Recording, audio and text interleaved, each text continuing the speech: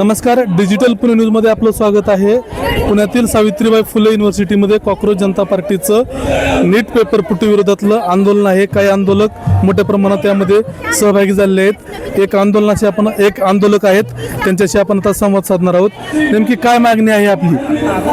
तर सर, मी हे systematic view पॉईंटनी बघतोय आणि त्यानुसार सांगतोय. तर तुम्ही मला काही स्टॅटिस्टिक्स पहिला देतो तुम्हाला. 2019 ते 2022 दरम्यान 32,000 शेतकरी आत्महत्या झाली आहे भारतामध्ये. त्याच काळादरम्यान मुलांची आत्महत्या किती झाल्यात माहिती आहे का? 36,000. आकड्यावाईज बघायला गेलं तर मुलांचं जे जीव देण्याचं प्रमाण आहे ते शेतकऱ्यांपेक्षाही जास्त आहे.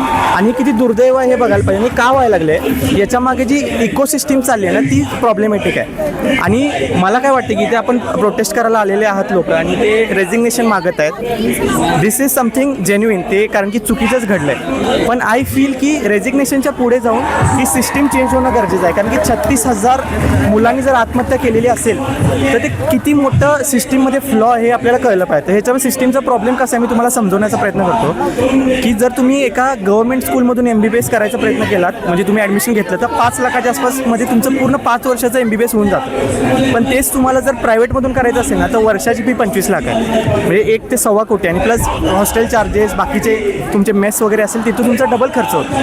आता तुम्ही सांगा, तुमच्या मुलाला जर तुम्हाला प्रायव्हेटमध्ये ॲडमिशन घ्यायचं असेल, घेऊ शकताय का?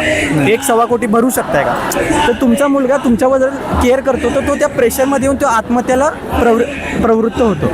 याला सोल्युशन सिम्पल आहे की काय, की तुम्हाला गव्हर्नमेंट स्कूल्समधले जे मेडिकल सीट्स आहेत ते वाढवायचे आहेत. पण आता याच्यामध्ये पण प्रॉब्लेम कसा आहे की मी रिसर्च करून सांगतोय. प्रॉब्लेम असा आहे की एक सीट तुम्हाला वाढवायची असेल ना, तर तेवढं मेडिकल सर्जिकल तुम्हाला इक्विपमेंट्स वाढवावे लागतात, तेवढे बेड्स वगैरे वाढवावे लागतात. आणि पर बेड 1 करोड सव्वा करोडच्या आसपास खर्च आहे.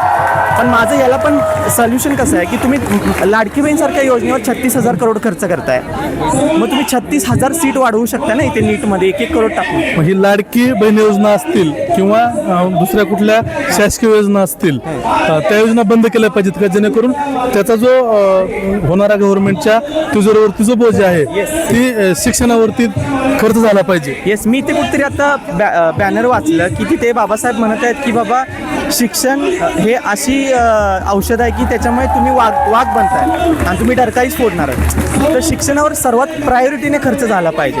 बाकी सर्व ज्या स्कीम्स आहेत ज्याच्यामधून काही कन्स्ट्रक्टिव्ह होत नाही त्याचा पैसा इथं डायव्हर्ट करून तुम्ही शिक्षणालाच जास्त भर दिली पाहिजे. म्हणजे कुठेतरी आपल्या देशाच्या शैक्षणिक धोरणामध्ये बदल केला पाहिजे. येस, 100%. आणि मी तुम्हाला सिस्टमॅटिकच सांगतोय कारण की हे जे प्रायव्हेट इन्स्टिट्यूशन्स आहेत ना, हे सगळे पॉलिटिशियन लोकांचेच आहेत. बरोबर. आणि तेच मुद्दाहून वाढवू देणार नाहीत ना सीट्स. मग माझं सोल्युशन काय की आता इथे एवढे 1000 लोक आले आहेत आणि मी तिथे कुठेतरी वाचतोय की 8 लाख हे गेलेत पेटिशन्स की यांनी रिझाईन करावं.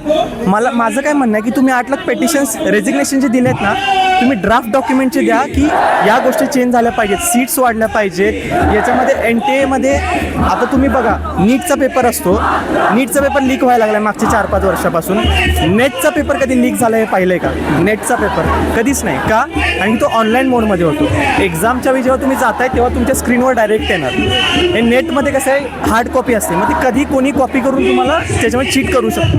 मग तुम्हाला हे सिम्पल सोल्युशन आहे ऑलरेडी सिस्टममध्ये, तुम्ही घ्या ना ऑनलाईन मोडमध्ये. तर हे बेसिक सोल्युशन्स आहेत, हे करत नाही आहेत. मग याच्या मागचं कारण पूर्ण हेच आहे की ही जी सिस्टीम आहे, जे तुम्हाला बोललो की प्रायव्हेट इन्स्टिट्यूशनल होल्डर्स आहेत ज्यांना या सिस्टीममधून पैसा कमवायचा आहे, तर याला सोल्युशन एकच आहे की आपण वोट देऊन विसरून नाही गेलं पाहिजे. आपण 5 वर्ष कंटिन्युटीने ह्या पॉलिसीज कशा पास होतील आणि नीटचा जो पेपर आहे तो ऑनलाईन मोडमध्ये कसा होईल याच्यावर आपण लक्ष दिलं पाहिजे.